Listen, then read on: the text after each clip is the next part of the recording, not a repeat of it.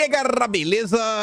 Como é que vocês estão? Meus amigos, o dia ontem foi movimentadíssimo e o dia hoje promete. Quero começar falando sobre a CPMI do dia 8, porque hoje o Anderson Torres irá depor. Eu acho que o depoimento vai ser bem interessante, já falo por quê. Quero também falar sobre as imagens que foram liberadas. Agora a gente vai saber o que é que o Flávio Dino não queria que se tornasse público. Ainda quero falar com vocês de alguns embates que envolvem Bolsonaro, Lula, esquerda, direita. Isso é uma nota bem interessante sobre o PL 2630, dizendo que vai ter um embate de um lado, artistas e a Janja contra a Rede Globo. Estão brigados. O que é que está acontecendo? Vamos falar sobre isso. Vamos também falar sobre uma nota da Folha de São Paulo que eu acho que serve até como divisor de águas para fazer uma comparação entre o que eles acusavam o governo de Bolsonaro de fazer e o que o governo atual está fazendo. Ainda quero comentar sobre o dia ontem de Bolsonaro, mais as besteirinhas. Depois, vamos para o segundo tema do vídeo de hoje. Tem muita coisa para a gente comentar. O Dilma foi lá para o Pará, né? Ambientalistas, etc, tudo mais. E sobre esse ponto, eu quero trazer algumas coisas para vocês, inclusive algumas denúncias que estão vindo da esquerda, que são de arrancar os cabelos. Gente, é sério, a coisa no Brasil tá acelerando de uma forma assustadora. E quem tem motivos para ficar assustado é o Haddad. E eu fiquei desacreditado no primeiro momento que eu dei uma olhada. A Folha de São Paulo publica uma nota que ainda, inclusive, recomenda outra nota. E essa nota recomendada é até de um amigo do Haddad. Vocês vão entender o que é. E eles estão desenhando o cenário que eles saem de um simples achismo e eles trazem fatos para falar o seguinte: ano que vem o Brasil quebra. E por quê? Com base no quê? A gente vai comentar sobre isso e, se der tempo, vamos falar mais algumas notícias do Brasil que deu errado. O Brasil da picanha do Dilma. Então, após uma introdução mais longa, vindo aqui bem direto. No dia de ontem, o Arthur Maia noticiou em seu Twitter, né? A imprensa repercutiu, e ele disse que acaba de receber a cópia da decisão do ministro, o famoso ministro inominável, autorizando o Flávio Dino a entregar as imagens internas do Ministério da Justiça no dia 8 de janeiro. Espero que o Flávio Dino entregue, porque se após isso não entregar, a gente vai começar a entrar numa questão muito estranha. Eu não creio que o Flávio Dino, né, vai contra a decisão da Suprema Corte Brasileira. A gente vai observar aí nas próximas horas o que é que vai rolar. A imprensa já soltou algumas notas, eu não quis trazer porque, sei lá, tá no disse-me-disse, falando o seguinte: quem teve acesso às imagens diz que não provam nada, etc, ppp. Eu fiquei pensando, né, pô, se não prova nada, então por que o Flávio Dino estava, sabe, fazendo esse jogo de cena, se fazendo de difícil o tempo todo? Independente disso, nas próximas horas devemos ter algum desdobramento disso daqui já ao longo da CPMI, depende do horário que você está assistindo esse vídeo, está tendo sessão da CPMI, já devem ter debatido sobre isso. E a sessão de hoje é com o Anderson Torres. E pessoal, vejam só. Vou ler aqui logo a nota, depois eu falo algumas coisinhas. Anderson Torres depõe a CPI dia 8 com silêncio garantido, né, pelo Supremo. A maior parte dos veículos postou isso daí, etc. Ele deve ser questionado sobre isso, aquilo outro, etc. Tudo mais. Essa nota do Metrópolis foi a única que fugiu um pouco da norma, porque traz uma informação interessante. E que é o quê? Disse que ainda que o Anderson Torres tenha solicitado o direito de permanecer em silêncio para não se incriminar, ainda assim, o ex-secretário de Segurança do Distrito Federal pretende responder às perguntas dos parlamentares. Ele pediu silêncio se precisar, mas pretende responder. Interlocutores de Torres veem o confronto como uma oportunidade dele esclarecer dúvidas sobre a tal minuta do golpe encontrada em sua casa, sobre a viagem aos Estados Unidos na época em que a suposta tentativa de golpe ocorreu, contatos com a Polícia Rodoviária Federal durante as eleições e o que mais os parlamentares optarem em questionar. Parem para pensar. Os depoimentos que nós tivemos na CPI até então, nenhum revelou nada. Por quê? Porque acho que não tinha nada para revelar, né? As maiores revelações da CPI vieram do último depoimento do Saulo, que assim complicaram em muito a vida do Gonçalves Dias, o general do Lula. A esquerda adora levantar narrativas, mas na hora que se depara com fatos, a coisa, sabe assim, o trem desembesta, né? desencarrilha, e até faltou a palavra agora, não sei nem se é isso. Enfim, e eles se perdem. Vejam que desde o ano passado, diversas coisas aconteceram, desde o período das eleições, estou falando, a PRF, perguntando sobre Torres, e principalmente o que aconteceu após o dia 8, em nenhum momento o Anderson Torres falou nada. Gosto de falar para vocês que a verdade se impõe. Não precisa ser um gênio, para perceber que o Anderson Torres, ele organizou férias com antecedência, ele estava de férias no dia 8, e eu tenho certeza que ele deve ter argumentos ainda melhores para contrapor toda a narrativa da esquerda. Não sei porquê, mas acho, é um achismo, posso amanhã quebrar a cara. Mas pegando a temperatura, né, fazendo uma regra de 3 com os últimos depoimentos, creio que o depoimento de hoje vai incomodar a esquerda mais uma vez.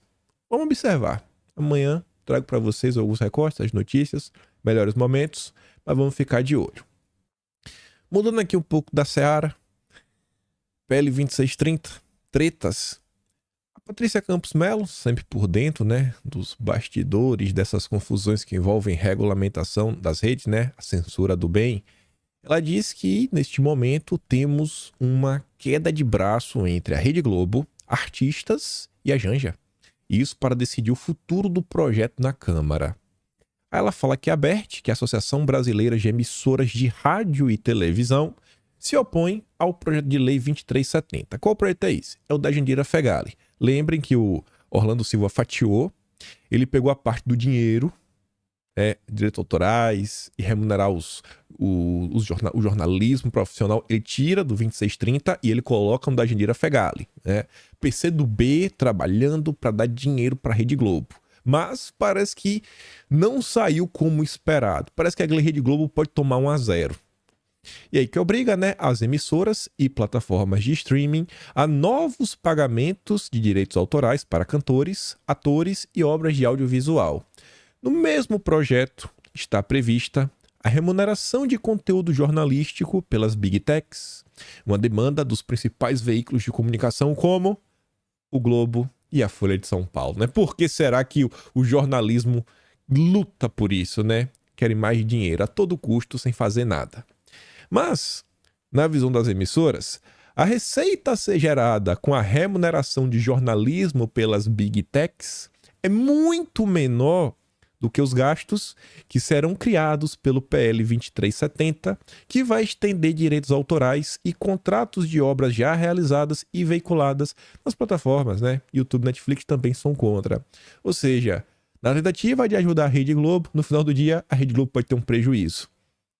Se é por alguma coisa passar, que seja isso, né? A Globo quebrar a cara. Um grupo de artistas, liderados pela Paula Lavigne, sempre, né? A turma do 342 Artes, junto com o apoio da Janja, é um dos principais defensores dos direitos autorais. É minha mamata, minha vida, né? Para os artistas tem de tudo, só não para a população. O grupo pede que criadores de materiais musicais, audiovisuais e jornalísticos sejam remunerados quando o conteúdo circular na internet. Marco Souza, secretário de Direitos Autorais do Ministério da Cultura, ajudou a redigir o texto em negociação. Eu acho, na sinceridade, que isso vai dar muito ruim. E por que eu acho? Quando você veicula uma música aqui na plataforma do YouTube, na hora, liga o alertazinho assim, ó, toma um flag, ó, direito autoral. É na hora. Mas na hora, já tem. Porque é uma rede que tem, né, remunerações e tudo mais. Mas quando você vai para as outras, você pega tipo Instagram da vida, TikTok da vida, né, isso da vida. Aí toca lá, o pessoal às vezes faz um videozinho curto, coloca a música de fundo, etc. E aí? Vai fazer o quê? Daqui a pouco, eu acho que pode rolar algo similar aqui. As empresas vão começar a, sei lá, botar uma flag, tirar o áudio do vídeo, deixar a pessoa muda, sem nada. E essas músicas, elas vão meio que parar no limbo, porque eu acho que as redes sociais não vão querer arcar com esse custo assim. Pô, mas como é que a gente vai controlar o que as pessoas fazem? Porque o interesse da rede social é que as pessoas se comuniquem, publiquem suas coisas. Agora, a rede social não tem como controlar o que as pessoas estão postando. Aí vai lá, o cara coloca uma música de fundo, etc. E fala, peraí, irmão, eu não quero pagar pelo teu vídeo. A plataforma aqui em tese é de graça, tu fez teu login. Então, se tu quer fazer isso, tu quer postar vídeo, tu vai ter que pagar. Tu vai ter que me ajudar a pagar direito autoral para artista. Eu acho que esse projeto de lei vai acabar gerando uma confusão, porque já está gerando em outros países. A Meta mesmo, que é Facebook e Instagram, proibiu anúncios, né, links de jornais nas suas redes. Não sei se já reverteu, mas no final de junho isso aconteceu. Uma das implicações do projeto é que obras antigas, por exemplo, Escravizaura, teriam uma remuneração compensatória de direitos autorais quando fossem vinculados na internet, uma vez que na época isso não estava previsto em contratos. E aí diz que o Elmar Nascimento, que é o relator de um Brasil, ele é sensível à demanda dos artistas, rapaz, e gostaria de votar o projeto na quarta-feira, ou seja, hoje, né? Não, amanhã. Amanhã. Tô perdido aqui no dia, já é terça ainda. Já quer votar amanhã. Mas Arthur Lira, que é acordo entre artistas e a bancada da radiodifusão, antes de pautar o PL, tenta costurar um consenso. Olha como são as coisas assim. A população não tá nem aí. O impacto que isso vai ter também não tá nem aí. Ninguém pensa nisso. Só tá pensando em dar dinheiro pra elite da elite da elite da elite. Vocês acham que o artista que tá começando, né, um músico que tem um trabalhinho pequeno, você acha que esse cara vai ganhar alguma coisa, velho? Tu acha? Tu acha que vai ganhar? Tu acha que quem vai ganhar isso daí? É só a turma, né, do amor, que vai ali lá no Faustão da vida, no Luciano Huck. É, a turma... Olha, brincadeira, né? Mas vindo do PT, a gente já sabe que a confusão é só a briga pra ver, né, as fatias do bolo. Não tem nenhuma fatia pra população, né? Pro artista pequeno, é assim, vai dividir entre a Globo e os artistas. E eles estão brigando pra ver quem tem o maior pedaço do bolo. Pegando aqui o gancho nessa questão da Globo, ontem, mais um escândalo contra Bolsonaro. Eu não aguento mais. Todo santo dia um escândalo, Bolsonaro. Meu Deus do céu. Meu Deus do céu. Só a esquerda que cai nessa, né? Olha isso aqui. Bolsonaro pediu pay-per-view de futebol para gabinete enquanto pregava boicote à Globo. Uau. Agora, depois dessa, vai ser preso, né? Só pode. Meu Deus, Bolsonaro criou um pay-per-view. Não, mas porque ele pedia boicote à Globo. Será que essa turma sabe que grande parte do tempo o futebol é basicamente um monopólio? Será que essa turma lembra que o projeto de lei, né, a lei do mandante, para permitir que os clubes reproduzissem aí os seus jogos online? Lembra quando teve o jogo do Flamengo, muito superchat, etc? O Bolsonaro, né, que promoveu isso. Então, na falta, já que ainda não é possível assistir os jogos por outros caminhos, o Bolsonaro assistiu no que tinha. E ainda que você... mas não sei o que, mas isso é errado, etc, tudo mais. Ainda que você vá nesse ponto, é difícil entender que uma coisa é a Globo, o canal, Globo, canal. Outra coisa é o pay-per-view de futebol. É difícil entender que são coisas diferentes. É difícil entender o que passa na Rede Globo de televisão, que você liga lá na TV aberta, naquela programação William Bonner. É difícil entender que isso é diferente do pay-per-view. Ah, mas eu mesmo... É sério que vai ficar nesse argumento maluco? Porque é o que a matéria tenta falar. Só que engraçado, não é isso. Eu quis trazer essa matéria por outro motivo, que vai se conectar com a próxima nota, que é mais interessante da Folha de São Paulo, sobre o que o governo aparentemente está fazendo e que é errado. Eu acho. A nota do Metrópolis diz que enquanto instigava ataques à Rede Globo, Bolsonaro pediu a habilitação dos canais Premier, serviço pay-per-view de futebol da Globo. Aí a informação. Essa informação, como foi que o Metrópolis descobriu? Consta em um documento o qual o Metrópolis teve acesso. Teve acesso como? É o quê? É o Tom Cruise, o Metrópolis? É Missão Impossível? Hackeou o governo? Como foi que teve acesso? Até porque o documento é um dos mais de 17 mil e-mails funcionais, excluído da caixa de entrada do ex-gerente de ordens do ex-presidente, que foram enviados à CPMI do dia 8. Mas como é que o Metrópolis teve acesso? Como é que o Metrópolis teve acesso? Ontem eu vi uma discussão, eu não sei onde foi. Onde foi que eu vi essa discussão? Foi alguém assim falando... Ah, lembro, eu tava assistindo um podcast sobre videogame. Aí tava vendo a loja, um homem e uma mulher, senhores já, A loja dele chama Seal Games. Eu só jogo os retrô, né? É o que eu faço quando tem um tempo, é escutar esse tipo de coisa. Tava na academia. E aí o cara falando o seguinte: rapaz, quando veio lá o ladrão roubando, prende ele não, pô. Agora vá no receptor. Se você começar a prender os receptores pra valer, você vai começar a ver que, cara, o cara vai roubar, mas não vai ter pra quem vender. Você começa a punir, mas punir duramente a quem recebe. Se a imprensa começasse a falar, pô, bicho, essa informação aqui é complicada, né? Isso aqui, gente, olha só, não é uma denúncia, é um crime que aconteceu, sabe? Que a vítima ligou pro jornal pra denunciar um mega escândalo, isso. Cara, é um documento que já está na CPI, que em tese deveria ser sigiloso pelo bem do Estado democrático de direito e que está sendo averiguado. Se descobrirem alguma coisa, beleza, faz a denúncia. Agora, o tempo todo vazamento para a imprensa, aí recebe, é sigilo de fonte. Cara, tá de brincadeira. Isso só acontece contra um lado. Só acontece contra um lado. Não tá vendo que isso aqui tá óbvio que tá estranho? Acho que é o cara do bandido do receptor, né? Tem que começar a falar, pô, tá errado isso daí. Tá errado. Isso daqui não é sigilo de fonte, isso aqui não foi uma informaçãozinha. Um documento desse não chega de forma aleatória na imprensa. Não chega igual a questão lá dos doadores de Bolsonaro. Não chega de forma aleatória. Não é uma denúncia que alguém te falou, você vai apurar. Não. Então, assim, tá passando do ponto do sigilo de fonte. Aí, beleza.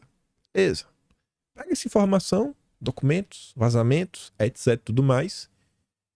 E olha isso aqui que a Folha de São Paulo tem para falar. Flávio Dino antecipa investigação e expõe direção da Polícia Federal mais política e próxima ao governo. É impressão minha ou era isso daqui que Sérgio Moro acusava Bolsonaro sem nenhuma prova? Era isso aqui que Sérgio Moro acusava? Que Bolsonaro queria aparelhar a Polícia Federal?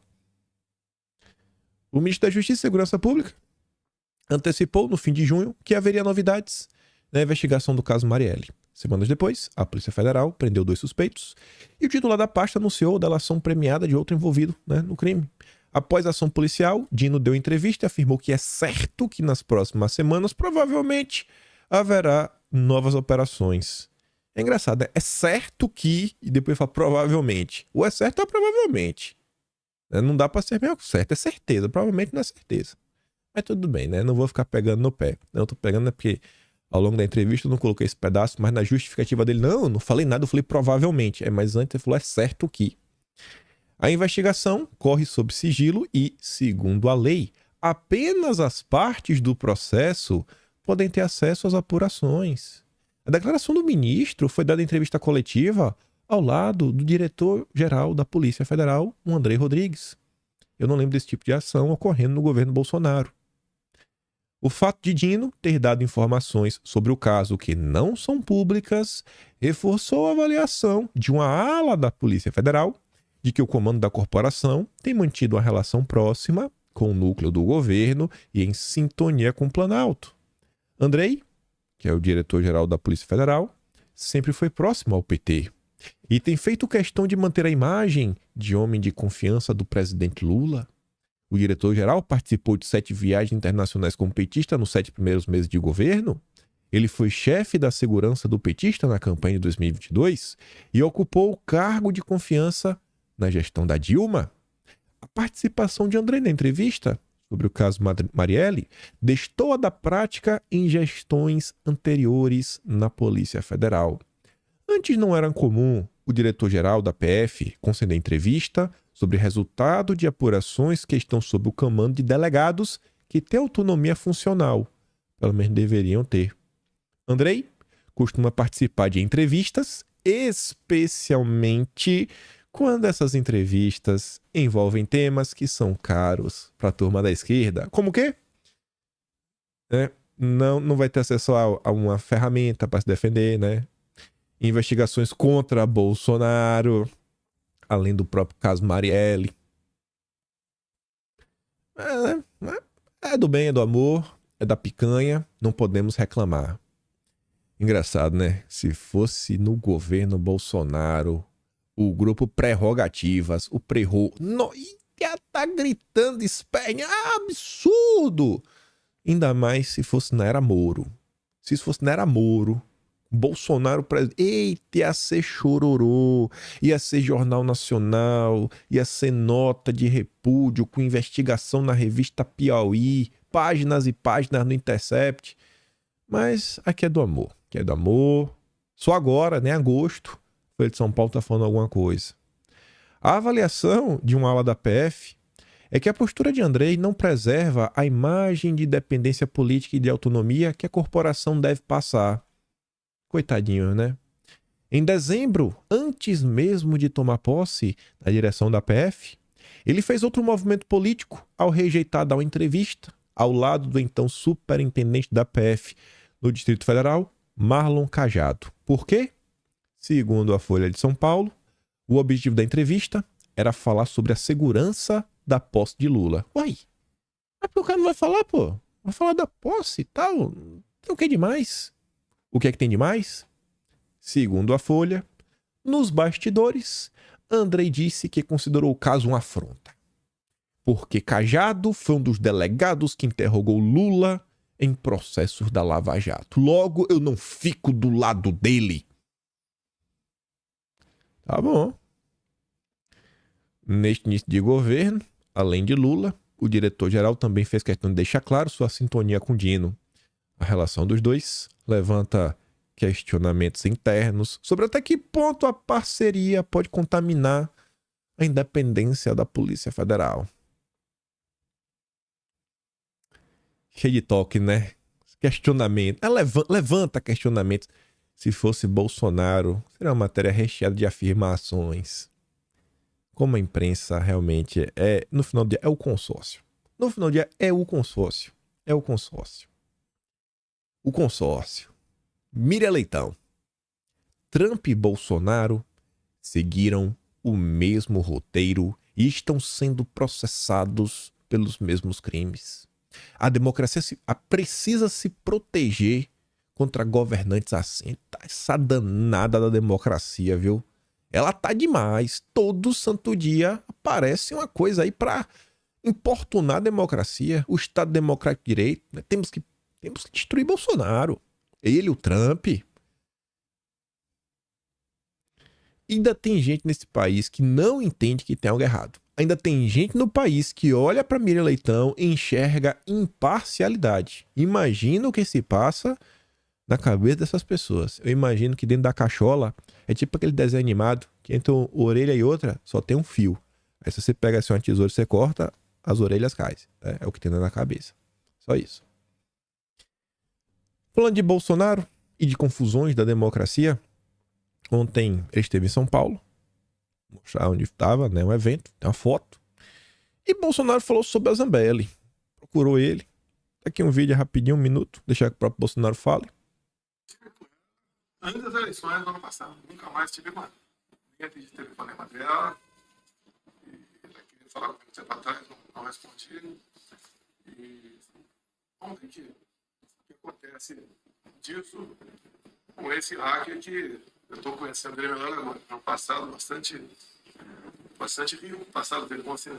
Porque ela disse que teve um encontro rápido com o senhor. Olha, se eu falar para você, eu tive mais de ao longo de meus mandatos, 1 milhar de encontros. Se uma pessoa qualquer tem um problema e tem uma foto comigo, eu sou inquirido. Por que o senhor não fala mais coisas? Eu me recolhi desde esse minuto das eleições, não falo quase ninguém. Voltei há pouco tempo à quarta normalidade da vida pública. Não nada contra a Carla Zambelli. Espero que ela explique tudo o que aconteceu. Não sei. Já foi bom, bem ponderado no fim. Né? Eu nada contra ela, mas... Enfim, né?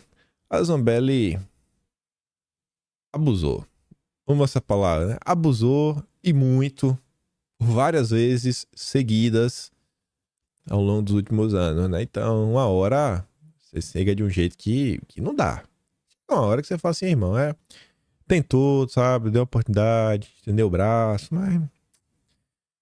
Enfim. Onde estava Bolsonaro ontem?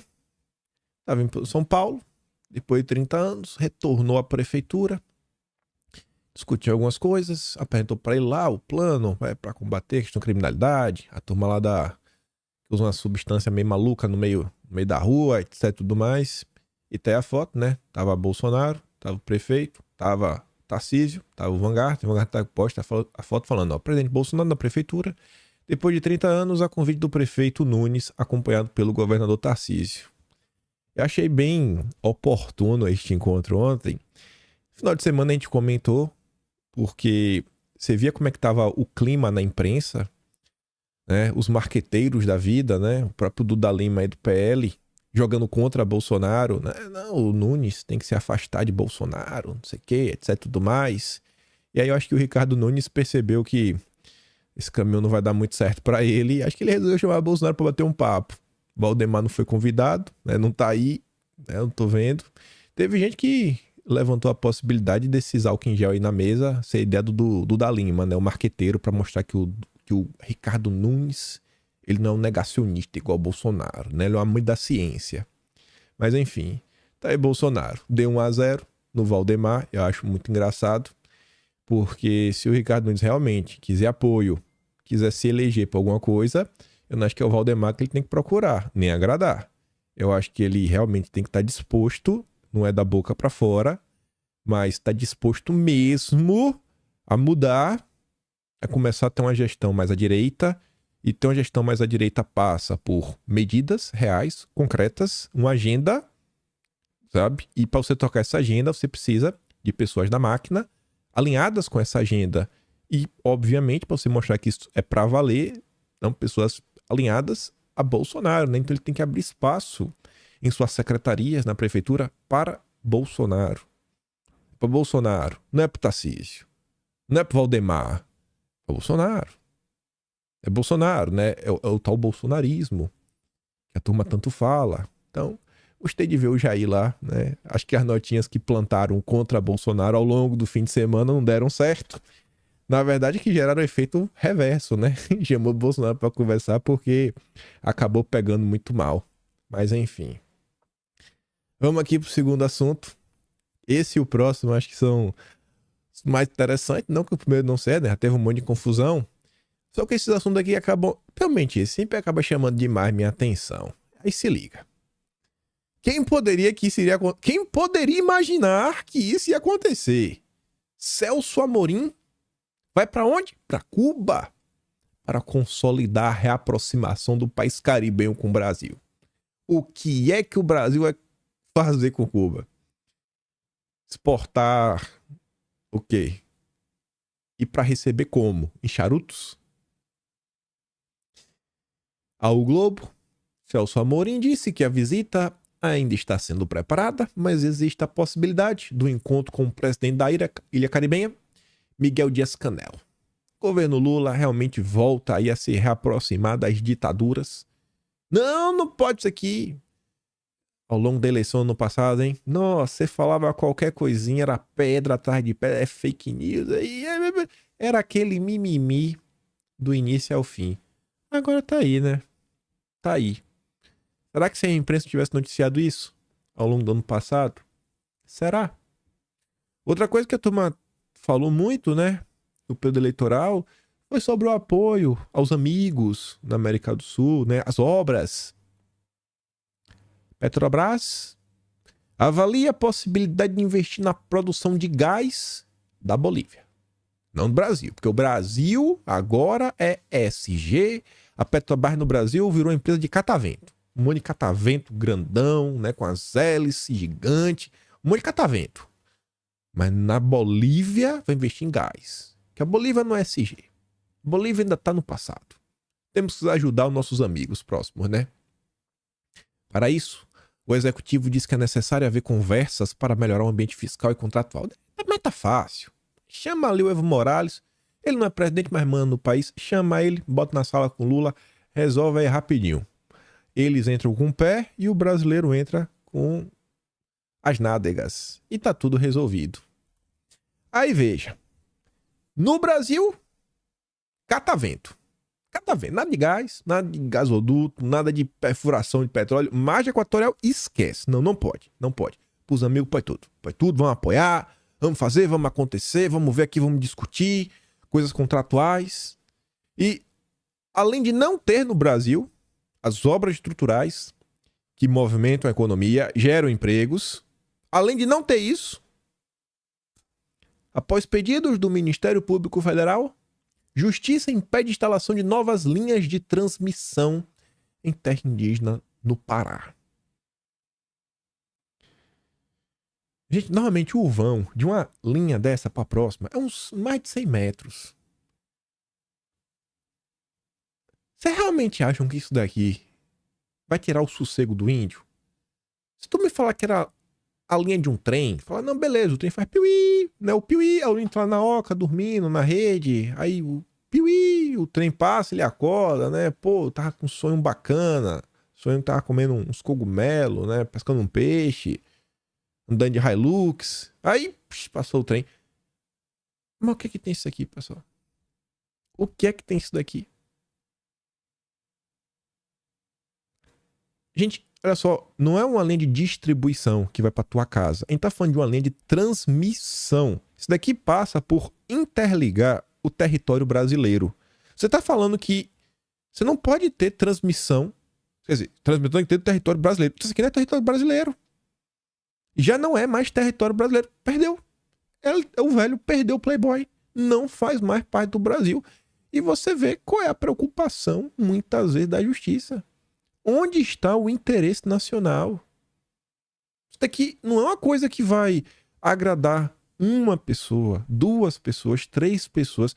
A gente tá falando aqui de um impacto no país inteiro. Aí, o Lula tá lá no Pará. Né? Além de convidar as pessoas da praia a se retirarem, fez umas palestras.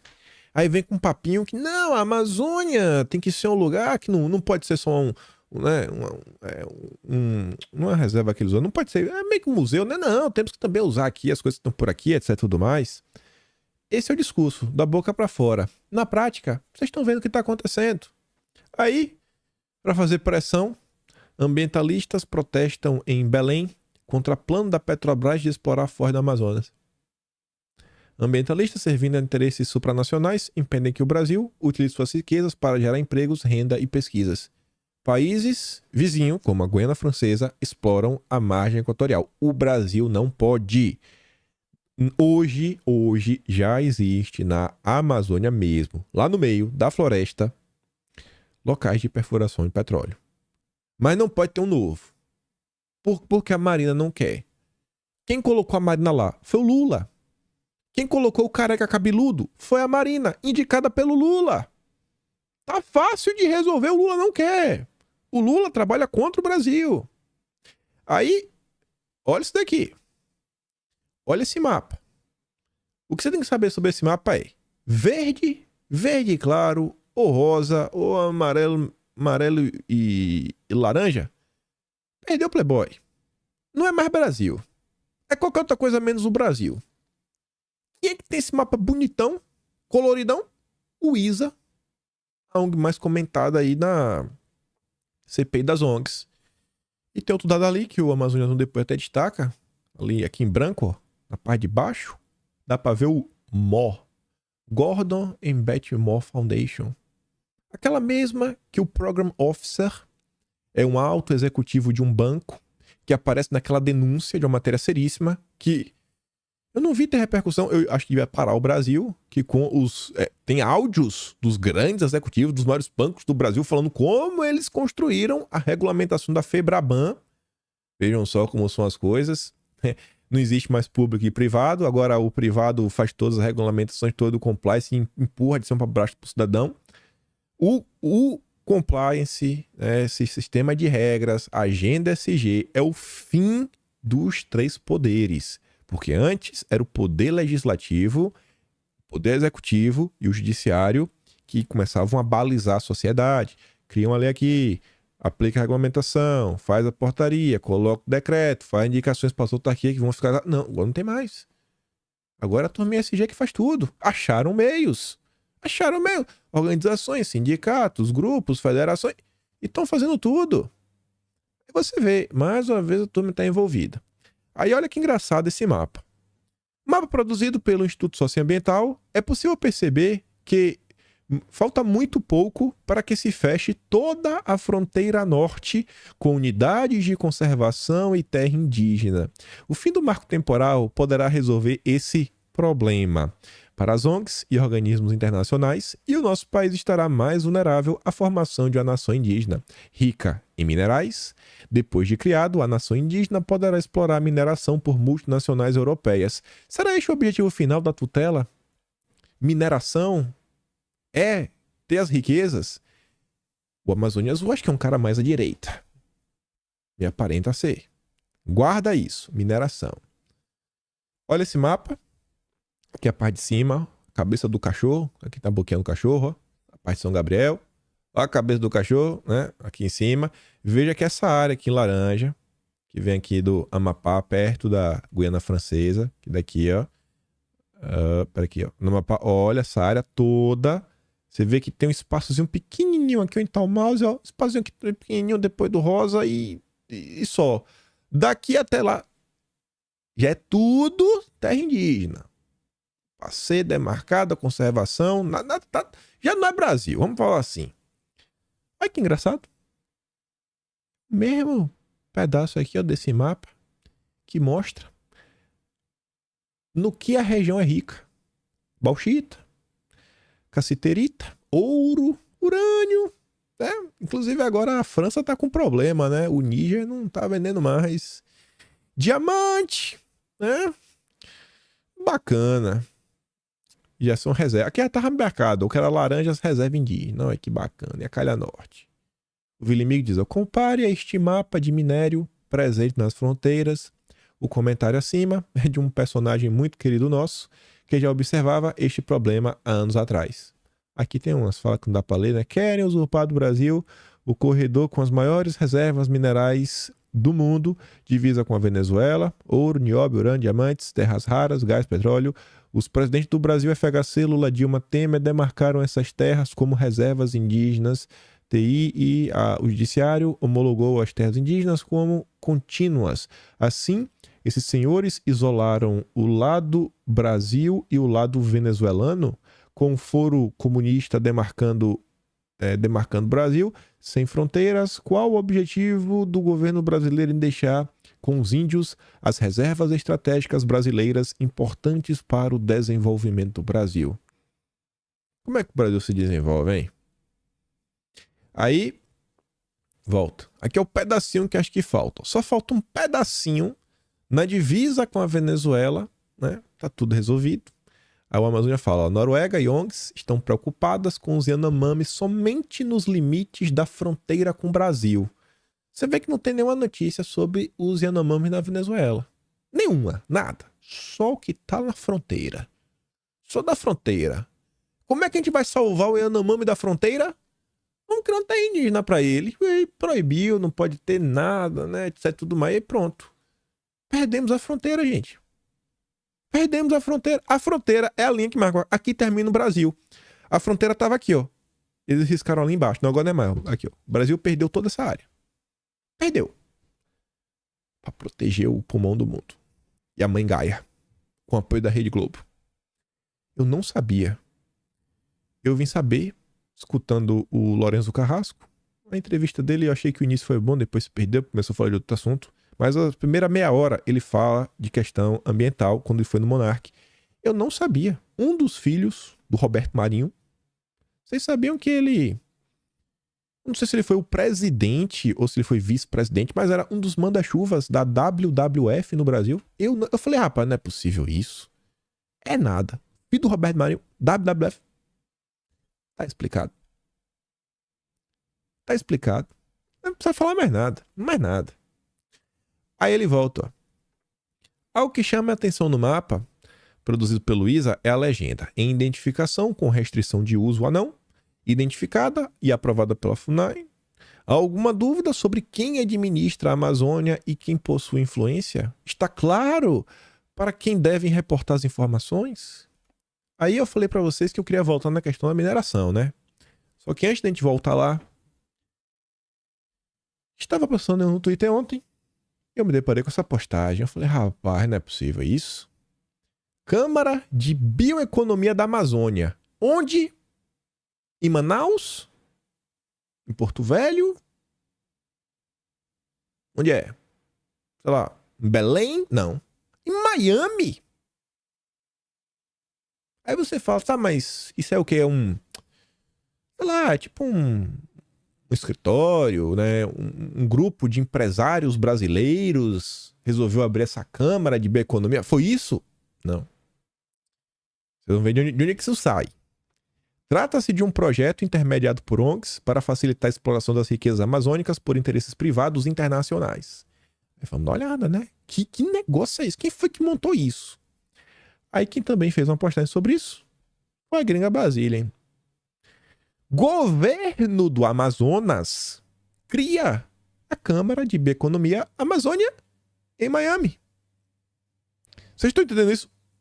O governo do Amazonas criou uma Câmara em Miami. Era melhor ter criado em Washington, porque fica mais perto do Biden. Se o Biden quiser ir lá, né, etc. Os democratas, a esquerda, ou criar na Califórnia também, né? O Miami é meio de direita. Isso aqui não é um contrassenso, pessoal. O que é que tá acontecendo no Brasil? Em Miami. E quem que tá financiando o projeto? Mais uma vez, já tá famosa agora, né? É a USAID. Essa você já deve então letrado, a gente vai comentando muito sobre a USAID. Foi a mesma que fechou uma parceria com a WWF para fazer um curso, né? Ensinar inglês pros índiozinhos. Não, eles fecharam um curso diretamente com a FUNAI para ensinar inglês pros índiozinhos. E eles apoiaram a WWF, que fechou uma parceria com o governo do Lula para dar um curso sobre gerenciamento para os índiozinhos. Porque, pô, no dia que eles quiserem, né, ter o seu país próprio, soberano, não ser mais Brasil, saber gerenciar, né, do jeitinho, assim, ó, a gente vai dar para vocês todo o minério que vocês quiserem. Você me dá um iPhone, né, um espelho, mas um espelho bom. Não me dá esse espelho peba, não, com aquelas, sabe, aquelas bordas laranja que vem na rua, não. Espelho bom, de prata. Mais uma vez, isso aqui não tem como ser aleatório. A gente vai dar uma olhada nessa matéria, né? Aí você vê, ó, Secretaria do Meio Ambiente, Governo do Estado do Amazonas. Isso daqui aconteceu em maio. Mas eu só soube por quê? Porque eu vi a turma da esquerda comentando. O Rafael Machado, ele se coloca como nem esquerda nem direita. Ele se coloca como um nacionalista. Enfim. O governo do Amazonas assinou na quarta, dia 10, a criação da Câmara de Bioeconomia da Amazônia com sede em Miami. Não é assim, pô, não. A sede é em Manaus, mas nós temos uma filial em Miami. Beleza, não, a sede é em Miami. A Câmara foi viabilizada pela Força-Tarefa dos Governadores para o Clima e Florestas. Perdemos o Brasil. Estão entregando de graça. Além da criação da Câmara, olha só, o governo dos Estados Unidos também garantiu recursos por meio da Agência dos Estados Unidos para o Desenvolvimento Internacional, a USAID, para a elaboração de um plano de bioeconomia para o Amazonas. Olha, o nome bonito, né? Que plano é esse? Que plano é esse?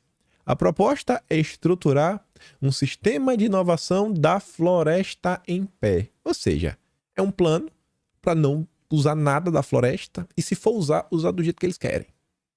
É um plano para impedir o uso pelas pessoas erradas. Mas eu quero voltar no ponto mineração.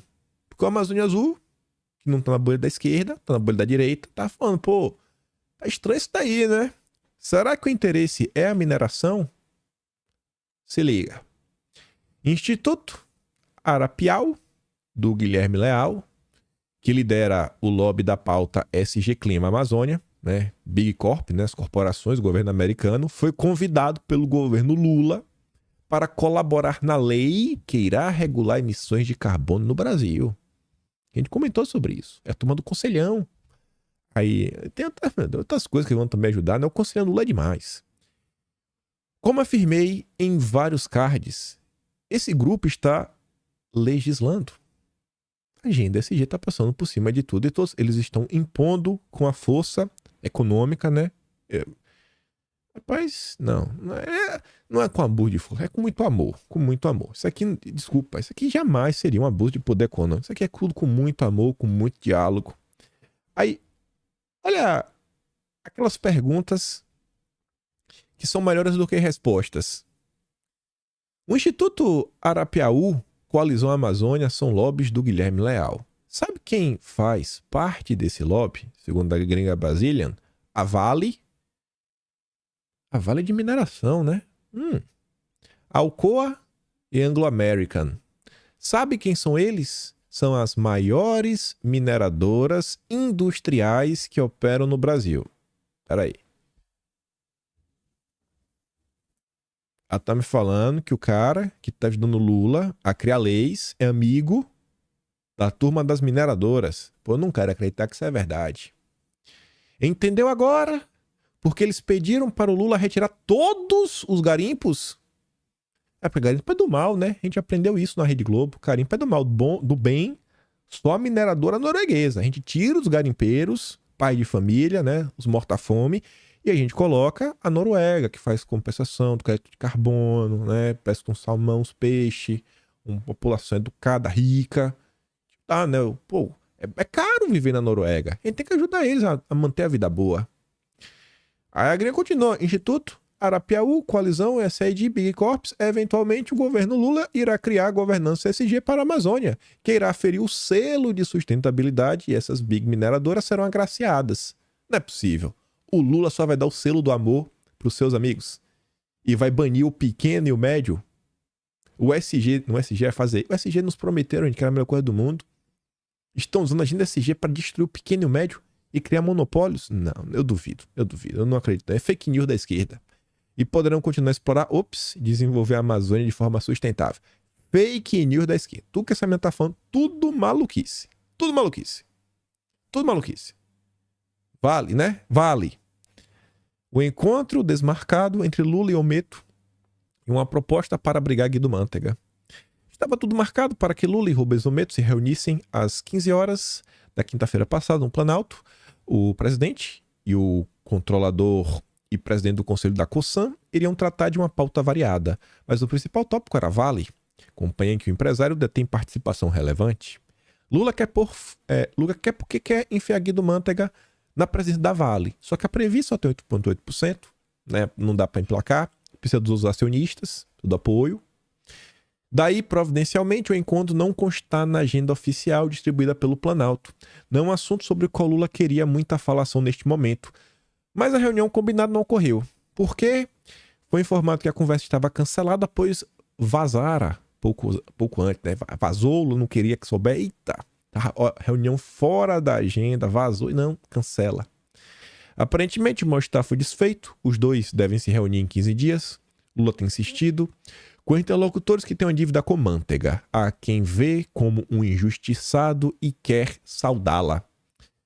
Vocês acham que quando o Mantega assumir, será que a mineração no Brasil vai avançar? Porque tem as empresinhas, né, STC, tem o pão que é repartido com os irmãos, né? Agora vai poder ter mineração com força. É capaz até de passar lá o Predley, que facilita a mineração na região amazônica. Aí o que eu achei engraçado, o assunto Mantega na Vale teve o poder de unir os acionistas relevantes privados, Mitsui, Bradesco, Cosan, fundo americano BlackRock, não querem o ex-ministro na Vale. Nem a BlackRock quer o Mantega. Imagine como bom não é, né? Mas se conversar direitinho, eles mudam de ideia. Já uma articulação de algum desses acionistas para oferecer um contraponto. Tá vendo? Afinal, nenhuma empresa, seja o tamanho que tenha, se sente confortável em dizer não ao governo. A ideia é oferecer a Mantega o cargo de presidente do IBRAM, Instituto Brasileiro de Mineração, que ajuda na construção do compliance, das regras. O salário não é como no presidente da Vale, mas 200 mil por mês. Se fizer tudo e os bônus, pode chegar a 300. No instituto desse, o que um instituto desse posta é ciência. O IBRAM postou a nota sobre mineração sustentável. É ciência, ganha matéria na Globo. Coloca, chega pra BlackRock, Pedra Petra, BlackRock. Esse cara aqui é inimigo do Monark. Inimigo do Monark. Eu falei, eita, esse é do meu então, do jeito que a BlackRock gosta. Ó, Manteiga no Ibram vai fazer as regrinhas, ó, só sugestão sustentável. Tudo SG, do jeito que vocês gostam. Pode? Pode. Então pode botar lá. Pode botar lá que tem nosso apoio. Será que eu tô muito maluco? Ou isso parece um cenário provável? Aí, nesse meio tempo, percebam que são poucas as pessoas na esquerda que vêm comentando sobre esses assuntos. Tem algumas, é inegável, eu faço questão de trazer até pra vocês darem uma olhada. E ontem eu fiquei, assim, extremamente surpreso. Eu falei, rapaz, Carlos Bolsonaro sempre tem aquela cabeçona, né? Cara inteligente. Escreveu um artigo, vou mandar pra vocês darem uma lida. Ele postou no Twitter dele.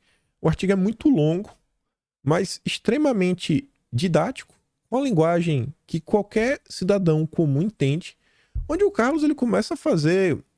Ele começa a ser uma parte mais filosófica, citando filósofos, pessoas, pensadores, e disso, daquilo outro, para falar da situação que a gente está vivendo hoje, em termos assim de disputas políticas, ideológicas, para ele começar a construir a ideia de como o SG vem se inserindo nesse meio tempo. Ao longo do texto, ele sai citando inúmeros exemplos que afetam a vida da pessoa comum. Ele não pega esses exemplos mais complexos, que a gente vai comentando outro, ao longo do processo, para quem já tem um entendimento ficar mais fácil. Mas ele vai pegando assim, coisas na prática. Ó, isso aqui aconteceu no mundo e gerou isso. Olha como isso daqui tem a ver com o Brasil. Ele fala do caso do Sri Lanka, aí conecta com a questão do MST. Ele fala do que está acontecendo na cidade do Rio de Janeiro. Ele fala do que está sendo feito o contrário. Ele fala dos impactos nas pequenas empresas, médias empresas, grandes empresas. No final do dia, quem está ao lado da população, quem está em busca da soberania nacional, mais uma vez, a família Bolsonaro. Tá lá no blog da família Bolsonaro. Vou mandar para vocês o link. Infelizmente não, né? O texto estava muito longo. Falei, pô, se eu vou comentar esse texto aqui do início até o fim, vai ser metade do vídeo, talvez até mais. Mas, extremamente, assim, por mais longo que o texto seja, ele vai direto ao ponto, assim, tintim por tintim. E o cara ainda deixa sugestão, ó. Você pode ter, quer dizer, mais conteúdo, tá aqui. E ainda deixa o link, fala aqui, ó. Falei, rapaz, fiquei extremamente surpreso de maneira positiva. Recomendo a vocês, vou mandar no Telegram um link. Vai lá, dá um bisu, clica, o link tá sempre aqui na descrição. Só mando coisa útil no Telegram. Os vídeos que eu dou play em vídeo, algum assunto outro, não fica enchendo linguiça lá, só mando coisa útil. Pode entrar lá que você não vai ficar com um alerta ao longo do dia. Só mando coisa útil. Outra coisa que a gente comentou no vídeo ontem, mais uma vez, Carlos Bolsonaro, comentando lá, né, o cientista da USP, que desenvolveram pão e salsicha com farinha de larva de mosca. Aí o Carlos falou, ó, apresentei um projeto proibindo insetos na alimentação escolar, já antecipando o que tá por vir. Já sabe o que tá acontecendo. Já tá tomando o primeiro passo. Enquanto isso, a de esquerda já grita que é ciência. Tem que respeitar a ciência, tem que dar inseto pro povo comer. E nesse meio tempo também eu vi essa nota, que eu acho que é de grande valia, porque fala assim, ó, narrativa da oposição sobre desmatamento domina Twitter e Telegram. Mostra estudo. O que essa notícia para mim disse? Quando se diz dessa agenda verde, do que realmente está acontecendo, e rede social, quem que está dominando um pedaço? É a direita. São as tias do Zap. São os críticos do governo. Quem está preocupado com a soberania nacional no final do dia são vocês. Não é a turma da esquerda. E hoje, além da CPI do dia 8, tem a CPI das ONGs. Quem estará lá? Lourenço Carrasco. E eu acho que vai dar boa essa palestra dele. É um cara que tem muito conteúdo, sabe colocar os pontos de forma muito organizada. A pena que o Monark começou a perguntar um monte de maluquice pra esse cara. Eu falei, pô, bicho, podendo aí explorar, perguntar umas coisas que não estavam no livro dele. O Lourenço tem muita informação interessante, muita. Eu não sabia, por exemplo, ele era jornalista da Executive, Executive, alguma coisa, EIR, a sigla. Eu esqueci o nome da revista. É uma revista em inglês. E eu acho que vocês já viram essa entrevista. Vocês já viram um vídeo do Enéas, que eu acho que ele tá no Ratinho, que ele faz uma denúncia que a Vale do Rio Doce basicamente está sendo entregue para os Soros. E aí ele pega uma revista e fala, essa revista aqui, quase ninguém assina. Não sei quantos, uns 400 exemplares no Brasil inteiro. E ele tá lá, tratado como maluco. Era a revista que o Lourenço Carrasco escrevia. Eu falei, rapaz, Enéas, um homem à frente do seu tempo. E aí o Lourenço tá indo lá, CPI das ONGs, né? sentar bolacha na turma da Marina. E vamos lá. 5 minutos não são o suficiente, deve dar aqui para mais uns 10 minutos, mas pelo menos a primeira nota eu quero comentar. A próxima, qualquer coisa deixo para amanhã. Mas vejam só, sem achismo, sem torcida, a turma está sendo de forma técnica mostrando porque por A mais B, Lula quebrou o Brasil. Assim, ó, os dados já mostram isso.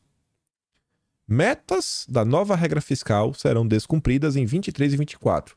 Prevê economistas. Gente, aqui não é pra falar assim, faz o L. Isso aqui é grave. Isso é grave. Entenda. Vou fazer igual o Matheus Leitão. Entenda.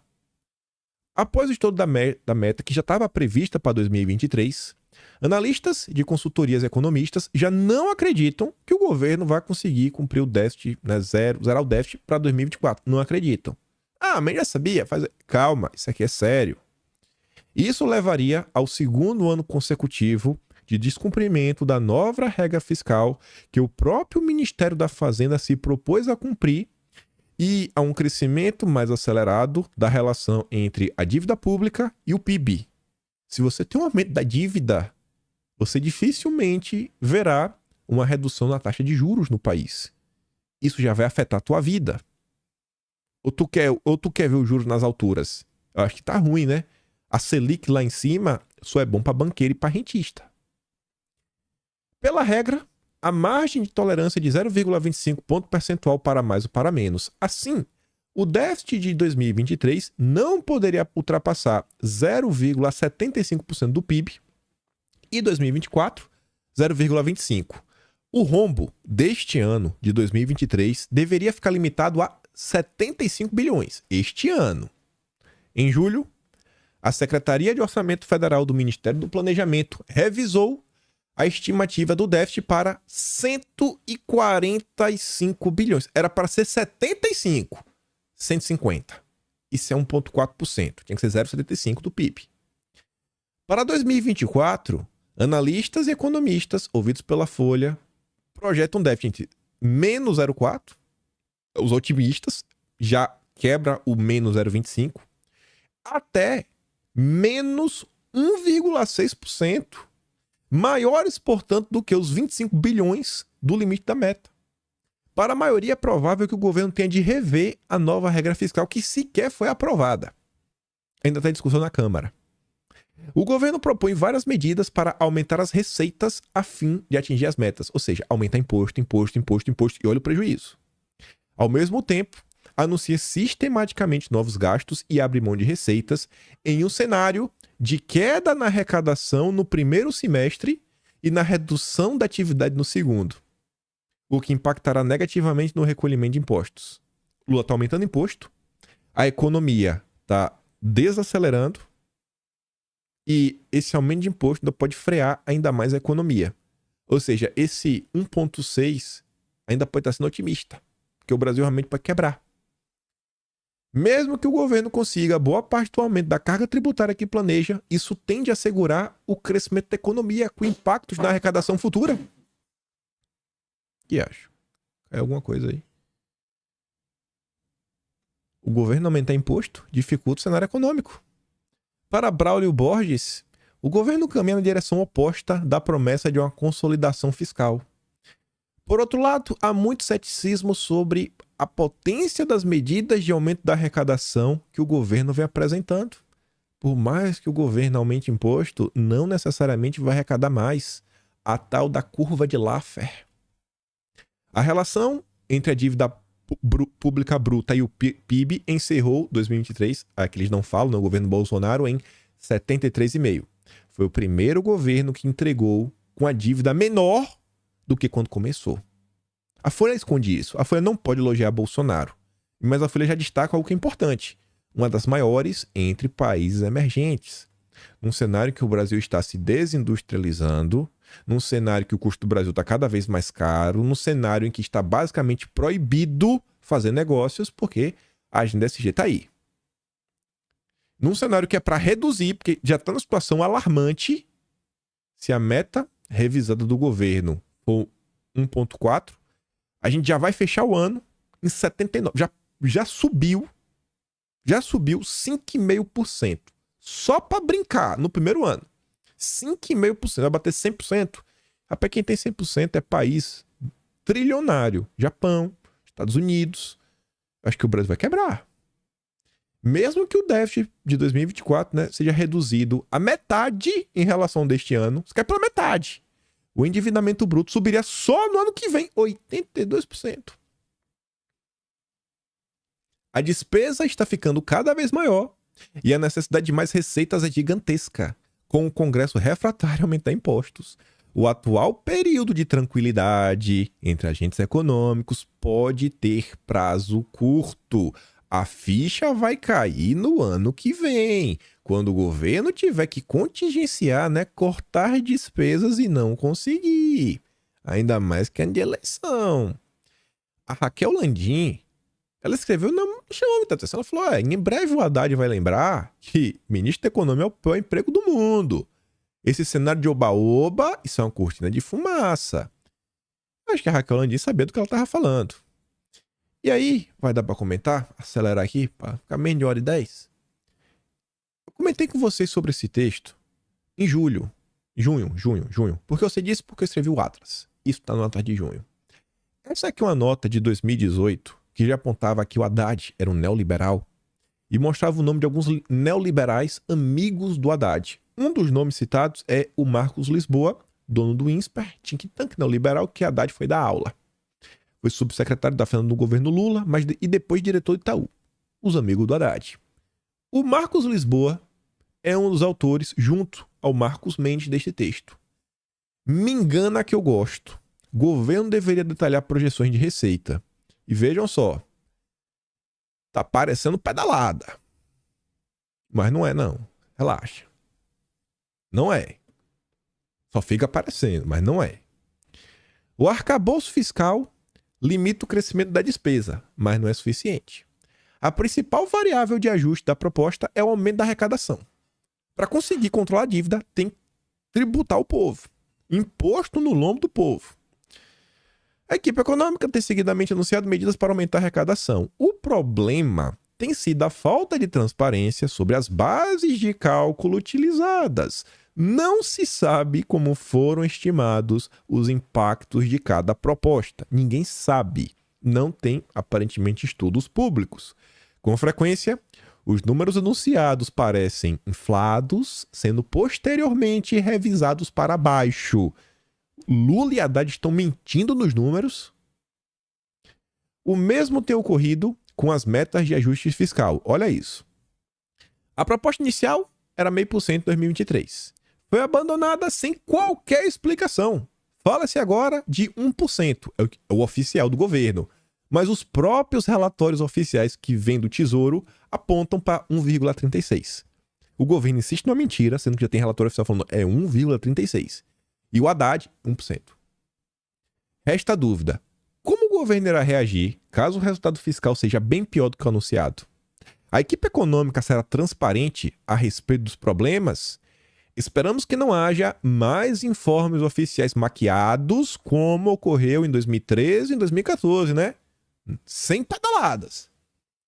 A insegurança em relação aos números oficiais aumenta quando se observa como o governo vem tratando os dados fiscais de 2023. No início do ano, o ministro da Fazenda anunciou que perseguiria uma meta de 0,5%. Depois foi alterada para 1%, sem qualquer justificativa, porque estaria abandonando a meta anterior, né? Mas os números já estão em 1,36%. No primeiro relatório bimestral de avaliação de receitas e despesas, primeiro relatório, fazer o déficit, vamos fazer a matemática. Neste primeiro relatório, o Lula e o Haddad, sua turma, desconsideraram gastos que já estavam contratados. Você vai fazer um relatório, ó. O prejuízo vai ser... Vamos falar assim, ó. Você é dono de um supermercado. Você nesse mês vendeu 10 mil e comprou 20 mil de mercadoria, correto? Então era para você ter o seu relatório no supermercado. Este mês eu ganhei 10, mas gastei 20. Sabe o que você fez? Tem umas mercadorias que você já pagou, tá nesses 20 mil, mas ainda não chegou no supermercado. Tá no caminhão. Quanto é isso? 5 mil reais. Tira do relatório. Então, eu gastei 15 e ganhei 10. Prejuízo de 5. Pô, mas tu já pagou os 10 e os outros 5 tu já pagou. Mas não chegou no supermercado. É basicamente isso que o governo fez. Os gastos já estavam já estava no caminhãozinho, ó, para ser entregue. Não entra no relatório, não. Para não dizer que o prejuízo está grande. Como aumento do salário mínimo, piso da enfermagem, ressarcimento aos estados pela queda da receita do ICMS, ao mesmo tempo em que não se incluiu a perda de receita com o reajuste da tabela do imposto de renda. Voltamos para o mercado. Tu ganhou 10, gastou 20. Dos 20, tu tirou 5 porque o caminhão não chegou.